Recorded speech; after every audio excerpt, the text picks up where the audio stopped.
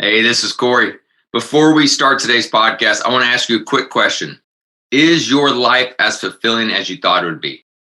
I don't know what area of your life that you feel you're falling short. I know I have different areas of my life at different times. Maybe you want to reignite the passion with your spouse.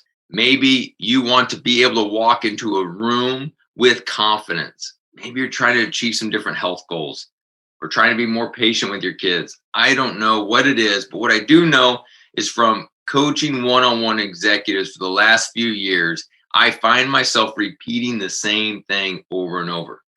And the reason being is because we are not alone. We're all battling some of these same situations. So my encouragement to you is join this challenge that I'm launching here in a few weeks, where I'm taking a lot of this content that I use with leaders and putting in videos as well as group calls that we can grow through this together. The challenge is called the Confident, Consistent Leader. It will be a challenge over a 30-day period to help you grow. Head over to my website at CoreyMCarlson.com/leadership to learn more. On to today's episode. Thank you. Welcome to the Win at Home First podcast. I'm your host, Corey Carlson. This podcast is where we talk about how successful business leaders win, not only at work, but also at home. On this podcast, we'll go behind the scenes with great leaders to hear stories of how they win. Thank you for listening, and on to today's episode.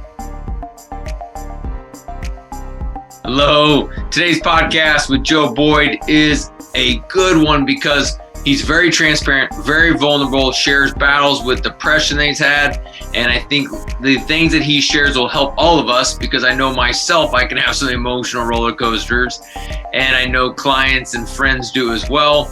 He talks about his career and the different steps he's taken, and there's a lot to learn from that. He's been a comedian, he's a pastor, and currently now CEO of Rebel Pilgrim as well as Leadercast.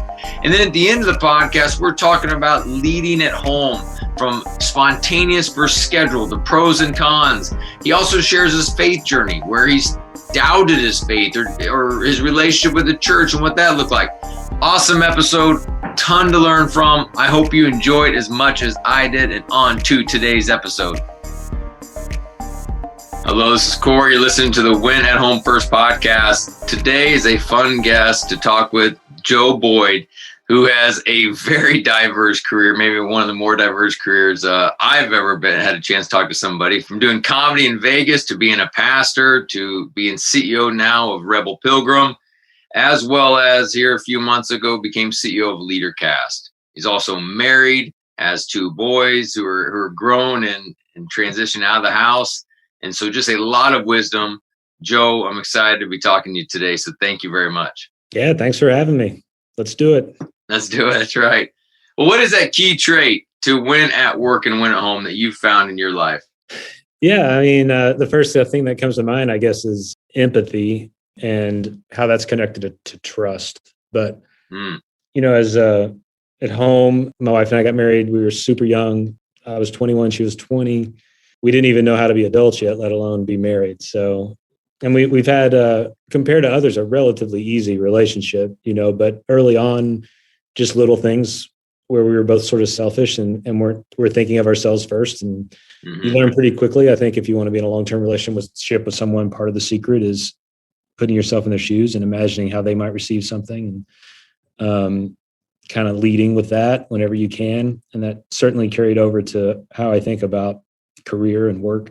And I think that's something that builds trust, when people see that you take the time to think about them before you think about yourself. Sometimes I know I tend to trust people that I know are doing that with me. So, right. And that's kind of the first thing that came to mind. I feel like I can get along with almost anyone, except sometimes I have problems getting along with people that have no empathy, because I feel like and I probably learned it from my faith, I'm sure, but it's grace, right? It's just being able to realize that nobody's got this all together. And if you, the closer you get to someone, mathematically, you're just going to be with them on more of their bad days if you live with them or work with them. So those should be expected. And then responding, realizing it, whatever's going on is probably not about me. It's about that person. And how can I help them through this, or at least run away for a couple of days and come back, or whatever it is you got to do, right? So how do you ground yourself to be in that empathetic position? I mean, you're currently CEO of two companies. that's a lot. And so some days you're probably just like, hey, I got a lot more going on than you, whether it's your spouse or it's your employees or it's your two boys. So how do you find the best way for you to kind of ground yourself and kind of recalibrate? Yeah, I mean, I think that there's like a big overarching reality. I think and I might be inclined to it more. I've done a ton of like Enneagram work, and I'm sure we talk about that on here. And I thought I was an Enneagram 4 for like 14 years. Well, you're very creative. You are the originalist, right? And I thought I was a 4 for sure. And that I'd have struggled with depression as well. And that's typically kind of married with that personality type, and the sadness of that type. And I learned the Enneagram, and this is a very 4 thing to say, even though I'm not one. I learned it before anyone else had heard of it. Like whenever Richard Rohr's book came out about it, I picked it up, which was like in 98 or 99 or something like that. And so kind of frustrating now that it's popular, but that's right. You were a trendsetter. Yeah, I did all that work, and then I got into it even a little more, and realized I think my home type is more of a 7, and with a self-preservation subtype. And I'm sorry, this isn't an Enneagram podcast, but what that all taught me is, at my core, I think I do avoid conflict, and even though I have a dark part of my soul and personality with my depression, I am optimistic, and I tend to think things will get better. I'm a little bit of a gambler, in that I like to take a chance, believing something good will happen. And I think where that has served me with people is when I meet someone new, or even with people I've been around with a long time, I have a lot of hope that they could change, that our relationship could get better, that we're just a day away from when things are going to start to click, and for most of that's just kind of rooted in that I've seen it happen. I've seen people grow and change, or if it's something in me, I can grow out of it or become more mature.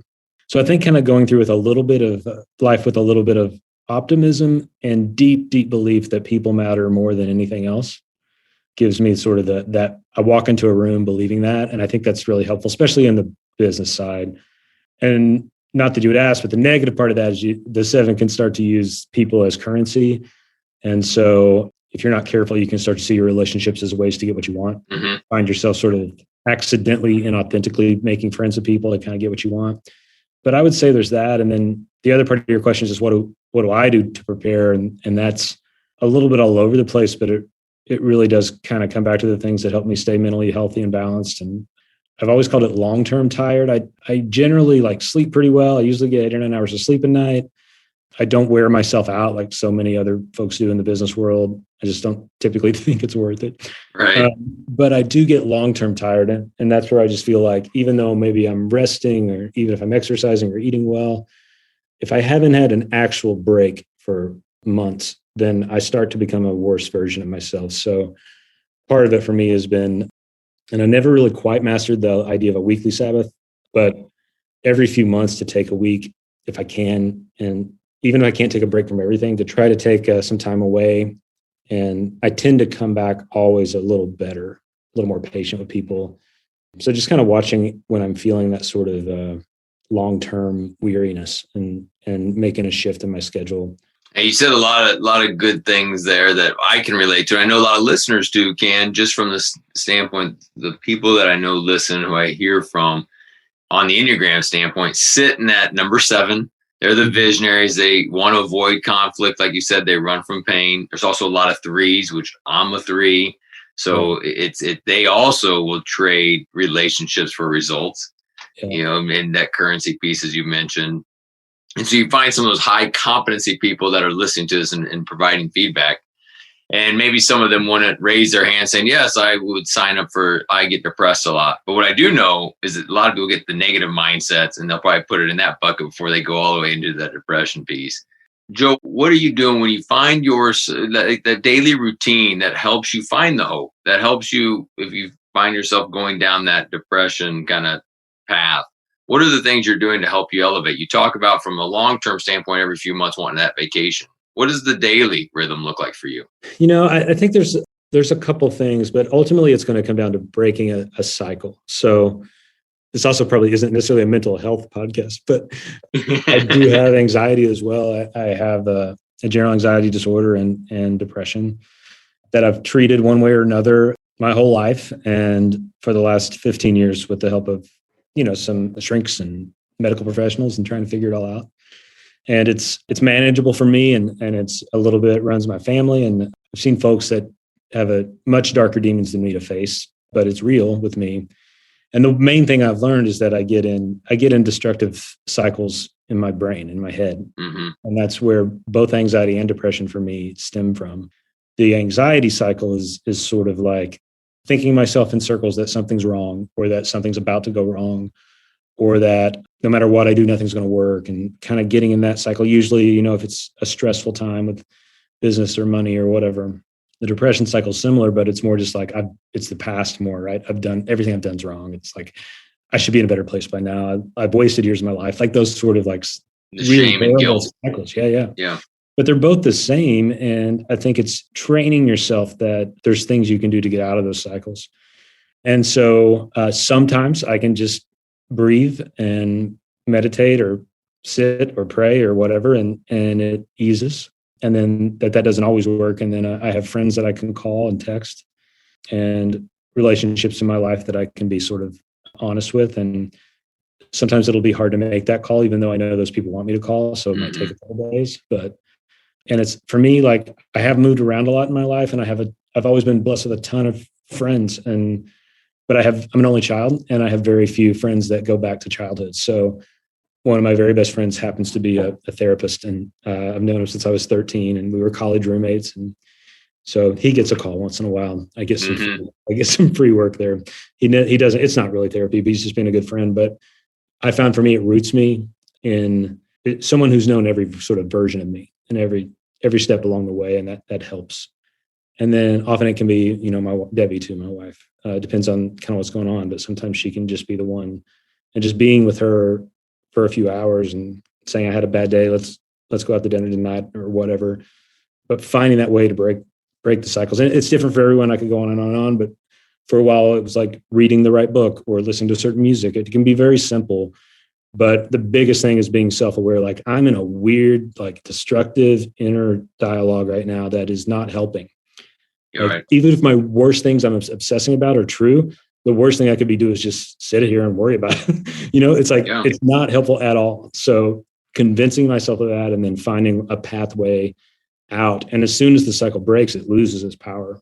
It's like water going down a drain. As soon as you plug the drain, it stops. And so but when it's open, it just feels like it's going to keep going and going and going. Mm-hmm. I love that phrase of breaking the cycle, because as I get clients, or even in my own life, is you're doing something and you kind of keep doing the same thing. And you don't break the cycle. You don't get up and go try something new. Yeah. And so just to hear you talk, and I agree, there's all kinds of different methods that could help, but to actually take initiative to try something new to break the cycle, even if it's, as simple as driving a different way to and from work, or, listening to music or whatever it could be, something just to get out of it a little bit. And one of the things I have learned is that the reason you have those cycles is because at some level you like it works for you. So I think accepting the fact that there are ways which anxiety serves me and depression sort of served me, and had to be willing to take the risk to lose that. It's I always think of the story in The Great Divorce, with C.S. Lewis has a demon on his shoulder. Do you remember? Mm-hmm. I don't know, the guy, it's always like harping at him. And I resonated very much with that story, and that the man felt like he would die if the demon was taken off his shoulder. And in reality, what happened was the man was transformed, and the demon was transformed into something good. So I think of that mental image a lot, is there's some safety and security and normalcy in like staying the way you are, even if it's sort of destroying you. So if it were just obvious that it was bad, everyone would just break the cycle constantly, right? There's something in it that's serving you. And so that's the lifelong work I've tried to do, is what is it about that I can sort of find a way to redeem or get past? Mm-hmm. It's that idea that the known is comfortable. Yeah. Right? And you feel like you're in control, even if you're not. Yeah. And so how has, COVID and quarantine and just all of that, how has that affected you over this last year and a half? Yeah. Emotionally, it's been generally pretty okay. I am an introvert as well. So the first 6 weeks were great. Yeah, that's right. Sure. I can sit in my house. Sure. But I'm a little bit of a experience junkie too. So I miss being able to do things.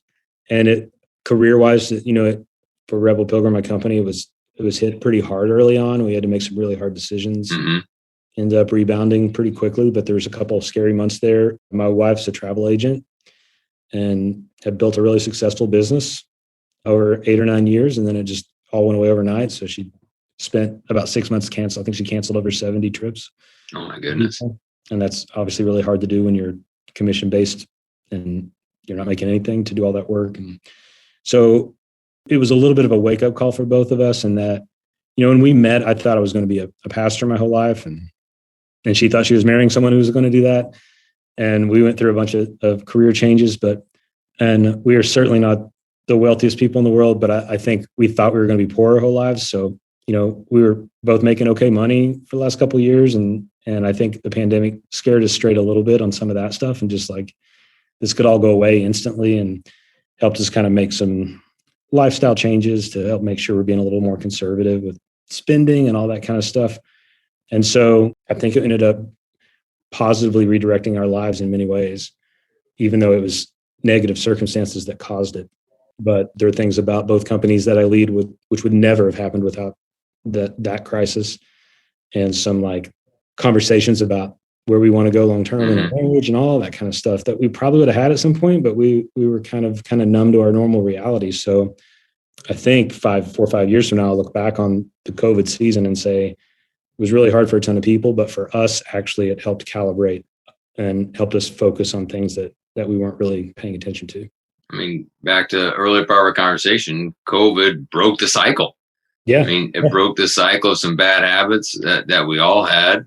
We didn't know they were bad or whatever, but they may have been more materialistic or more focused on some, there's a verse that kind of shook me early on. I didn't mean to use that word because it's in the verse, but it came to mind in Hebrews, where it says that God will allow shaking so that the unshakable will remain. And similar to you, Joe, there were things that I was kind of, leaning into a busy schedule and finding my identity, maybe in a busy schedule or the approval of others, or maybe it was money related, and all that to get shaken into losing revenue and an empty calendar.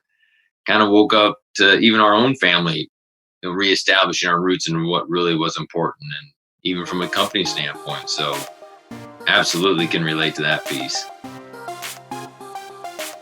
Thank you very much for listening to today's episode. I hope you are enjoying it so far.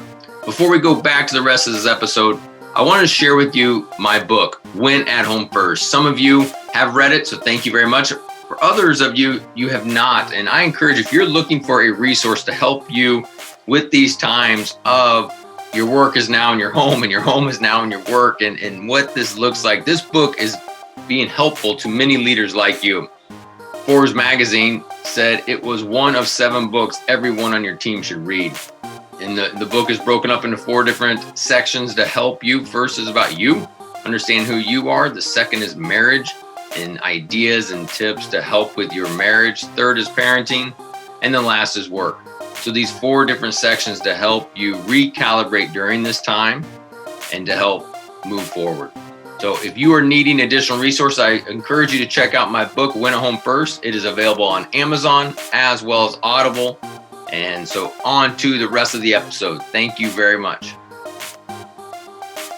Being a pastor at one point in your career, and then you switched into the Rebel Pilgrim. You've made some Christian movies along the way, and now the Leadercast. I mean, a lot of just cool, diverse things. How, Joe, have you decided to change careers, or what was the prompting that caused you to do that? Because I'll work with individuals, even my own self. I've made some career changes, but what has that looked like in your life of when you got that itch to go, and how did you discern when it was the right time? Oh man, it's well, I definitely had a cycle. I was switching jobs or careers every 3 years throughout my entire life until 10 years ago, sometimes in the same place, same organization, but I love the beginnings of things. I love starting things. This is very Enneagram 7 deal, but and I think I'm pretty good at starting things. I'm pretty good at getting things to a place where they can move on, but I was terrible at finishing things. And it took me a while to figure that out about myself. And what that meant was every 3 years I would take something and get it better, but I couldn't get it to where it needed to be. So I would go do something else. And I think a lot of it didn't feel like career changes. It just felt like the next thing to do for me early on in my life. And the storytelling component of everything I did was always woven in and out of it. And then I grew up in the church and always thought I would be a preacher, basically, and had all the right sort of gifts to do that. Mm-hmm. And so I was pretty good at speaking. But the other parts of church pastoring, I wasn't necessarily as equipped for. And I think there's an expectation that if you happen to be the best communicator on a church staff, you tend to be put in charge, and you tend to be, even though we can talk about it and say, make jokes about him not being the shepherding pastor type or whatever. The reality is, there's still a lot of people that wanted that. And probably I wanted to do that too. And I had some theological things early on in my life that, you're by the grace of God, you're born into whatever you're born into. And I grew up in a specific evangelical tradition that I'm thankful for and gave me so much good in my life. But as I started thinking for myself, I realized that probably not exactly the tradition I would choose. And walking through what kind of Christian am I, and what do I really believe, and am I really even a Christian? Do I believe in God? These are all very normal questions to ask. For me, I was asking them as a senior pastor. So it was my first go around in my 20s as a pastor I didn't feel comfortable to ask the questions I needed to ask. And that's a large part of what led to my depression. And so I felt like you're living a lie. At my worst, yeah. But also, even if I felt that, I saw all the good that was happening, and that I happened to also be very good at it. It would be easy if I was bad at it. You're right. Yeah. But good things were happening. I was in Vegas, and relationships were being restored, and people were getting better. And I couldn't argue with the results of what was happening, except that I just wasn't sure what I believed, but I was teaching people what I was taught to believe, and it seemed to be working. So it was just never having the time to really reflect. And, I'm being a 7 as well, it's in that thinking triad. So I'm pretty driven by my brain, where other people are more driven by their gut or their heart. I need to actually think through everything. And the more I thought through my faith, the more confused I got. So ultimately, my first big career change was leaving ministry to do comedy, which of course on its surface sounds like a fun, weird jump, but it just happened to be the only other thing I was doing that I could make money at. And still in front of people. Yeah, there's similarities, sure, yeah.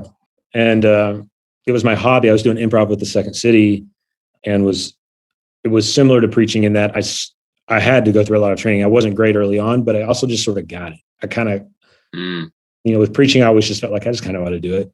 I can get better, but I know how to do it. And improv felt that way to me too. So, from overnight, just went to being a preacher to working at the Rio Casino, doing 6 nights a week, doing shows, comedy shows, and then undersetting for the Second City show. And Second City's no joke either. So when you go big. Yeah, I'm proud of it. It was legit. And then so that kind of us improv people call it straight acting. So that kind of led into actual real acting roles, and living in Vegas and auditioning in LA. So it's like a 3-4 hour drive. So every day doing auditions for commercials and soap operas and sitcoms and all that kind of stuff, and started building a little career out of the stage work in Vegas and then screen work in LA. And so that just sort of felt like, at that point in my life, I was like, I was supposed to be a preacher. I ended up falling into like acting and comedy, and I wasn't getting rich either way. And I was just enjoying this thing a lot more. Yeah. Less existential sort of angst and being funny than trying to save the world. So that felt good and gave me time to actually deal with my faith and think about what I believed and become the sort of Christian I wanted to become. I couldn't have done that with a church job, I don't think. And ultimately ended up moving to LA to pursue that, and started writing a movie, an improvised movie to produce, so that I could sort of showcase my own acting ability, really. And then in the middle of all that, got a call from the Vineyard Church here in Cincinnati looking for a teaching pastor. And they were, I'd never been a part of a Vineyard Church, so I didn't know God just told them things.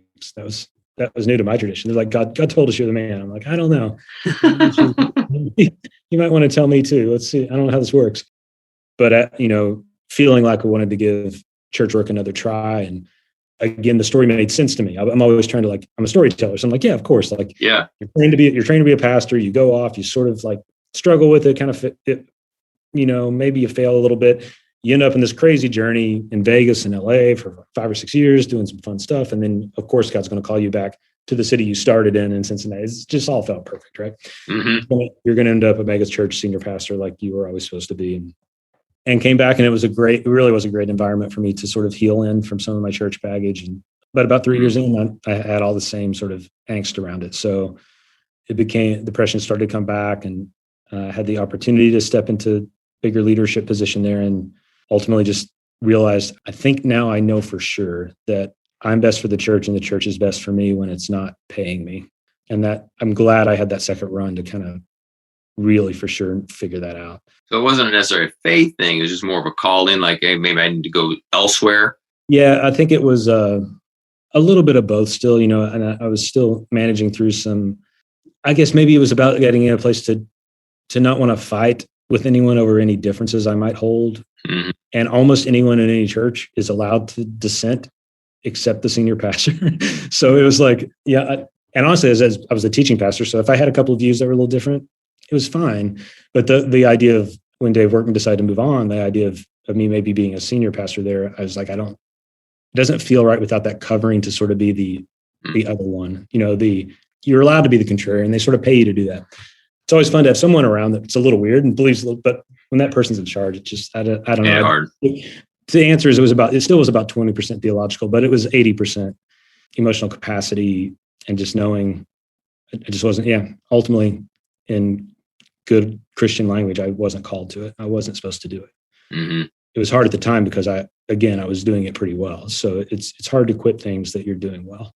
Mm. But that's what launched the company, Rebel Pilgrim, out of the creative team of the Vineyard. They had done like 27 church plants, and they agreed to kind of see us as like a business plant. So they planted us and at first we did make several feature films, kind of faith-based or faith-friendly films. And that ultimately led to a career in helping organizations and companies tell better stories and doing a lot of sort of corporate media and video work. So we're celebrating 9 years. Wow. And the good thing is, although my job has shifted here and there, I haven't felt the urge to leave in the last 9 years. So that 3-year cycle was definitely broken in part at this level, I think. No, Joe, what I appreciate about that story, and thanks for the honesty there, is, what I can relate to, but I know others can relate to, is just we don't have all the answers, whether it's in our faith journey or it's even our career journey, or what are we supposed to do? And I'm talking to prospects or clients all the time where it's like, I think there's more. I don't know what to do. It's like, don't beat yourself up. You don't have to have the answer today. Yeah. And so I think there's so many people that feel this sense of defeat since they don't have all the answers to their career. They aren't in their ideal job yet. And they, life is not where they thought it would be. And it's this Western American story that we believe it. We have to have all of our, T's crossed, I's dotted perfectly. And if not, well, we missed the boat. We must have not been paying attention to something. And so to hear your story and just, kind of as you, navigate through it all, that was helpful. Well, good. And now you got a new assignment as well with Leadercast. Yeah. So Leadercast has been a client of Rebel Pilgrim for the last 7 or 8 years. And had always been one of my favorite clients because I believed in their mission fully, which is to fill the world with leaders worth following, and believing that if, pretty much we're all leading someone, and if we can all lead a little better, then it's going to improve lives across the board. It was always fun to do their videos because they'd have some well-known people come in and we get to interview them. Right. We always look forward to going to the conferences and interviewing folks for them. Became friends with the owner over the last couple of years, and just sort of like almost some friendly consulting back and forth, and that led to, of course, COVID hit them really hard, and they found themselves in a position without a CEO and having laid some folks off last year, and asked if I'd be interested in stepping in to kind of help right the ship and figure out where it was going. And that quickly led to a discussion of if I'd be interested in becoming the CEO. And so I had sort of two things. I wanted to do it because I want to do everything, of course, right? Right. That's a 7 in you. Yeah, you want to do it all. So I was like, well, obviously my instinct is, of course, yes, I want to do this, but is it the right thing to do? And we had to figure out, I knew I wasn't done here at Rebel Pilgrim and I still had more to do, but my day-to-day responsibilities were changing a bit, and did the work to kind of figure out, okay, can some of the stuff I'm doing in the day-to-day here be done by others? And it turns out it can, and it's actually going way better. And I should have done a long time ago, giving up some of the things that I let other people do. And, still here, but not in the day-to-day like I was. That was an important part. And then the other part, which I'm probably most proud of, is realizing I'm actually not, as I sit here right now, I don't think I have the skill set to do this. I think I have half of it. And the half that I have is so queued up and ready for this. I'm going to kill it, right? Like I was 47, just turned 48. I was like, this is that they talk about when you get to be like sort of old, but not old yet. Like I'm ready to go. Learn all this stuff. I still have enough energy to pull it off. I'm like, but there's part of this business I can't do it. Like, and it was a lot of this sort of, as it came to sort of the actual sales of the product and developing that, and kind of even to the point of developing a true solid business plan to get us where we want to go. Because I'm so instinctual. I made it through life without having to write many business plans, even though I've started businesses. But I'm like, I know this needs some of that almost classic MBA kind of stuff that I just don't feel like I have. And my friend, Kelly Coker, who had been helping us a little bit with Leadercast on the side, had just left a position at a big event company called Informa. And so I went to her and said, hey, like, I really want to do this. And she was involved in the project already. I was like, can we do this together? Because if you want to do it too, then I'm in. And for some reason, she said yes. So it's been great. And she took the president title, and I took the CEO title, and kind of divided up some of the leadership roles there, so that my focus is on the product, which is the event itself, the video, the making sure it's as great as it can be, and then also sort of growth and connecting. Leadercast is a great brand, and figuring out how to take the momentum that Leadercast has and what it is, and tie it into some other brands and companies, and leverage some big partnerships in a way that haven't been done before. And so as I lead the business, those are the main things I'm focused on. And then she's able to focus on a little more of the operational and sales. Mm-hmm. Well, this podcast will be released before the event. So give a quick plug on the event itself. I would love to. It's the way Leadercast works is it happens. It's the biggest one-day leadership event in the world when you count up everybody who watches it. It's been in Atlanta for 19 years, but it's moving to Cincinnati August 11th. And it's an all-day event from 9 to 4:30. There's 12 different leadership speakers all around a different theme. The theme this year is shift, and just looking at through everything we've been through, we're all in a different place we thought we would be. Mm-hmm. How have we shifted our philosophy, our lives, our hearts, our team, our business to prepare for what's next? Guy Raz will be speaking. It's one of my favorites from, he has an NPR podcast called How I Built This, and a book called How I Built This. That's great. Rainn Wilson will be talking. Rainn is from The Office, who's famous as Dwight Schrute, but launched Soul Pancake. We talk a little bit about that shift in his life. You probably know our good friend Todd Henry is speaking, and Chuck Mingo and Denny Tato. Got to kind of pack with some of our Cincinnati folks in there. And NFL Hall of Famer Chris Carter is going to talk a little bit about his addiction and shifting through that. Ton of speakers, very excited about all of them. And then most people, though, however, watch Leadercast at a host site. So we have it live, and then it's simulcast to hundreds of sites around the world where people can watch it that day. And then some of the sites choose to show it anytime over the next year. So they have up to a year to broadcast it, basically. So while it's all happening, premiering is the word I use, premiering August 11th. Yeah. There'll be folks watching it throughout the year. And then in 2022, the goal is to go back to 2. So we'll have one in May and one in October, and 2 each year where people get to connect in with what's going on. About half the sites are private companies. So like NASA and Apple and places like that will buy a license or 2 and show it to some of their employees. And then some of the places are public, where they will license the content and sell tickets to their community to come watch it. Oh, that's exciting. Well, congratulations on getting the role, and excited to see what happens, and as well as August 11th. So very neat. Before we end the podcast, a couple questions I wanted to really just talk to you about and dive a little deeper, and really how you led with faith at home, being a pastor, having 2 boys, now older and 19 and early 20s. And so how was that when you were raising them and leading with faith? Because that's a part that I think we all want to learn how to do, because there's kids that roll their eyes at us and dad, not today. And what did that look like in your life, Joe? I mean, I'm sure it looked different in each stage, because I was going through my own faith journey, and I really was. So there would be times, especially when they were younger, that I would have firm convictions around something and sort of try to force them to do certain things that I thought were important with faith. But I think what they will remember most is that I led pretty authentically dealing with my own doubts, so that I talked with them about that stuff as soon as they could use words. I told them what I currently believed, and I told them I'm not sure I'll believe this in 6 years or 6 months. Mm-hmm. But I think they would say, my kids would say, the centrality of the story of Jesus was always important. And to me, I remember saying over and over, I would never say it this way, but it became about, how does what you believe affect the person you're becoming? And in many ways, the fruit of the Spirit, I can remember telling them many times, like, what I would never call it fruit of the Spirit, but I would say, if they had a hard day at school, or if they failed a test, or I said, all this is important, but when I look at you, I'm really looking to see, are you becoming a person of patience and, a person of kindness and goodness? Are you developing self-control? Like, those are the things I look for. And I think our faith can help you find that. But ultimately, that's why they're the fruits of the Spirit, right? They're sort of there to show us if this stuff is working or not, is it actually transforming us? And then, but ultimately, I think for better or worse, I never really tried to convince them of much of anything, especially if it was something I myself doubted that didn't feel right.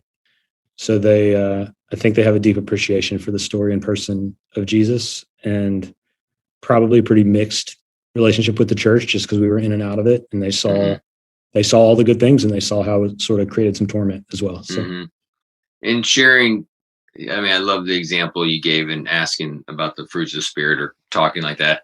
But as far as even stories of Jesus, were you doing devotions, or was it just, hey, come see me preach on Sunday and you'll learn? Or how did that look inside the home? Yeah, we've never been very structured in terms of at all as a family. There's this one Berkman assessment that we took at one point that measured both my wife and I's structure score from 1 to 100.